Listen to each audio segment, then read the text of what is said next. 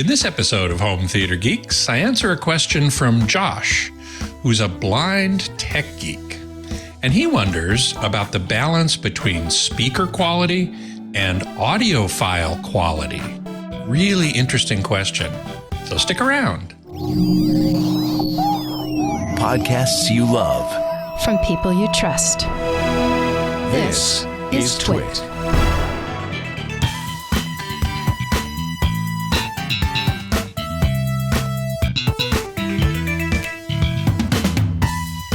Hey there, Scott Wilkinson here, the Home Theater Geek.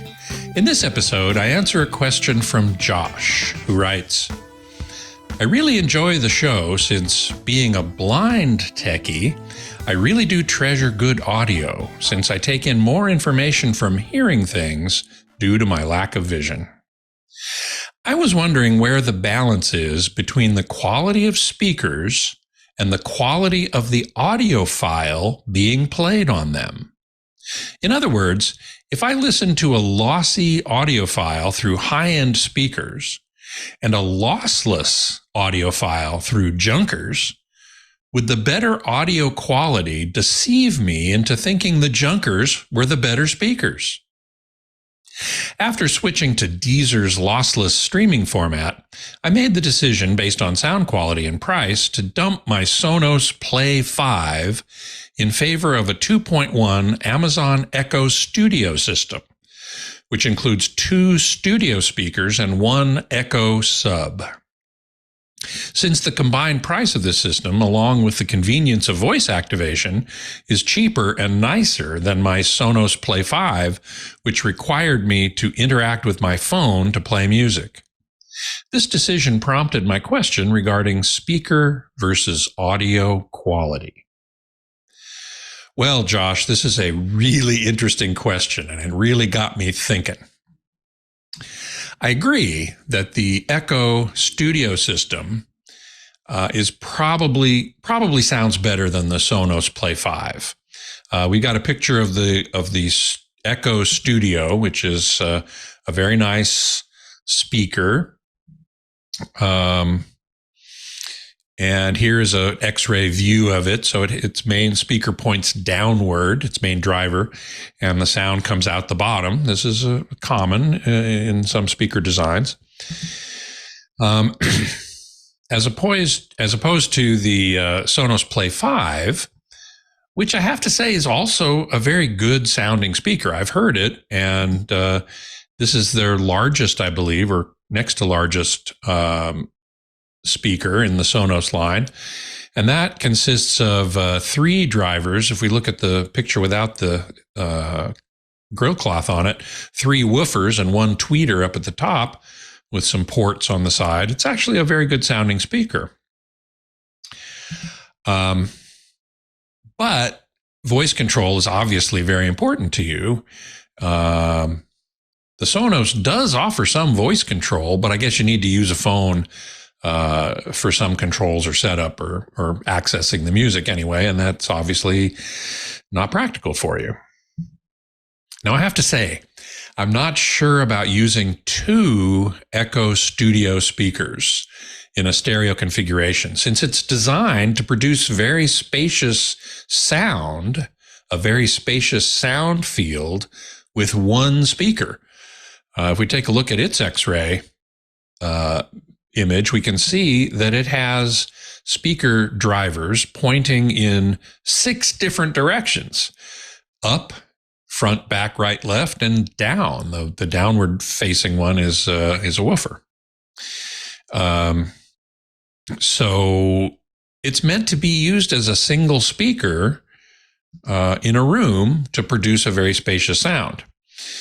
And it accepts a stereo signal. So I'm not sure how well 2 of them would do in a stereo configuration.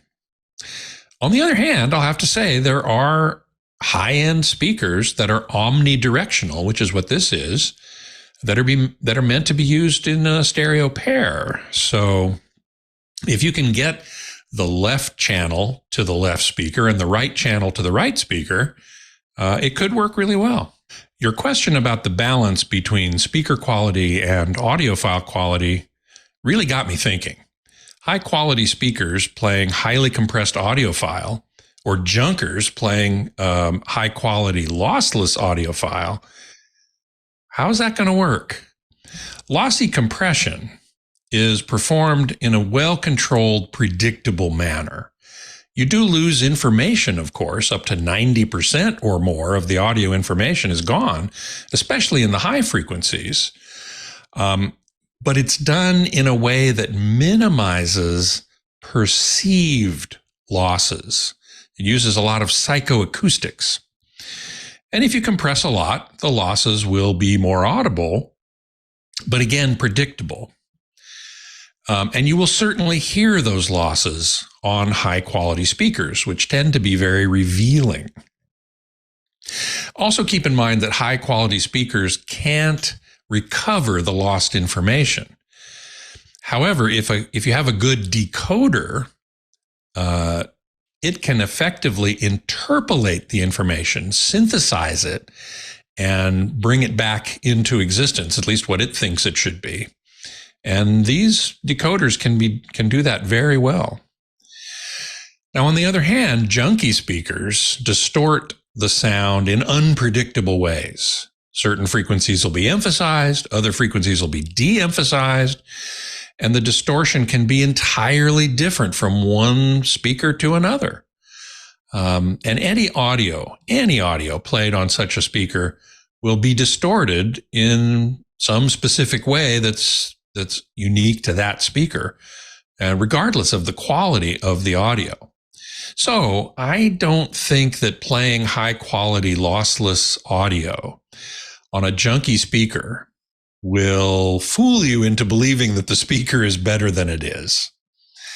They will distort the audio, generally in unpleasant ways. The highs will either be peaky and screechy. The mid-range will be muffled and boxy, and it'll sound kind of like that.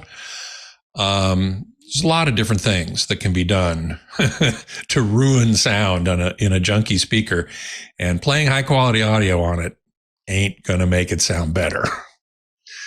So my bottom line is this. Get quality speakers, no matter what audio files you play, whether you play compressed audio files or lossless audio files. You're now starting to listen to lossless audio, which, yay for you, that's great. You want to hear them on good quality speakers. Of course, you can spend insane amounts of money on speakers. We saw a picture a moment ago of the MBL 101 X-Treme omnidirectional speaker. You know, that's probably $100,000 speaker. I mean, it's ridiculous how much speakers can cost. You don't have to spend that amount of money. And I'm not recommending that you do, unless you happen to be, in the top 0.001%, then okay, sure, whatever. This relates to my position that I've said many times before, that in general, the quality of an audio product increases with price. It's not always true, but generally true. But at a certain point, the improvement in quality starts to level off, and you end up spending a bunch more money to get a tiny improvement in quality.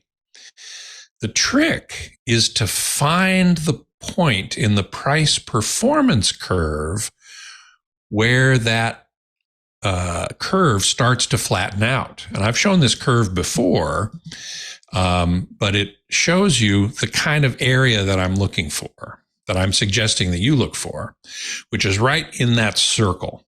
So you can see in this price performance graph, the performance goes up as price goes up, and it's at a certain point, which is called the knee, Knee, the performance levels off, and you spend a bunch more money and you get a tiny bit more performance. So finding something within that circle is going to give you the most bang for buck. And that's what I always try to do in my reviews and in my recommendations. You want to look for something in that window, in that circle, because that is going to give you the best performance for the money that you can spend. If you can't spend that much, okay, go down the curve from there and get the best performance you can for the money you have. So thank you so much for a really great question. I appreciate the thought involved in it, and I wish you all the best in your audio journey. Now, if you have a question for us, please send it along to htg@twit.tv. I love answering these questions, and I'll be doing so as much as possible in future episodes.